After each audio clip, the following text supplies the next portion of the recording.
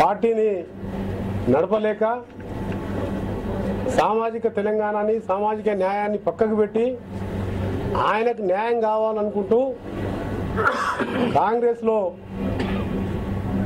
కాంగ్రెస్కు అమ్ముడుపై కేంద్ర మంత్రి అయిన చిరంజీవి గారు నువ్వు ఒకవైపు 2009 ఎన్నికల్లో రాజశేఖర రెడ్డిని పంచెలు ఊడగొడతా అని చెప్పి అవినీతి కాంగ్రెస్ అని చెప్పి ఎన్నో మాట్లాడి మళ్ళా కాంగ్రెస్ మంచనే చేరి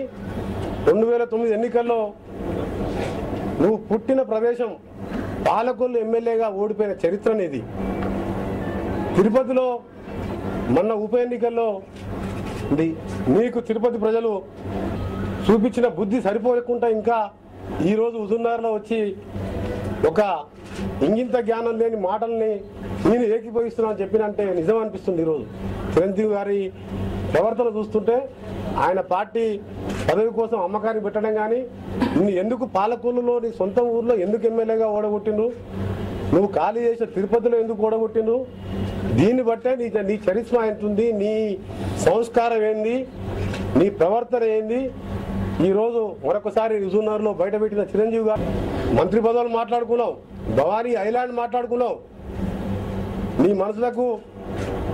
పదవులు ఇప్పించుకొని నువ్వు మంత్రి పదవి తీసుకొని తెలంగాణను పక్కకు పెట్టి 70 లక్షల మంది ఓట్లు వేసిన వారిని పక్కకు పెట్టి తెలంగాణ ఇస్తే రాజీనామా అని చెప్పి ప్రకటన ఇప్పిస్తావు. అందుకనే చిరంజీవి గారు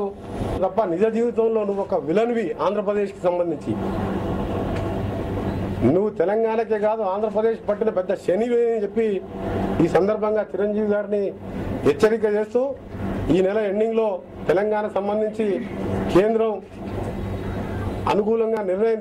తీసుకోకపోయినా నీ వైఖరి తెలంగాణ వైఖరికి అనుకూలంగా లేకపోతే ఇక ముందు హుజూర్నగరే కాదు నల్గొండ జిల్లానే కాదు తెలంగాణలో ఎక్కడ కూడా తిరగలేవని చెప్పి చిరంజీవి గారిని హెచ్చరిక చేస్తూ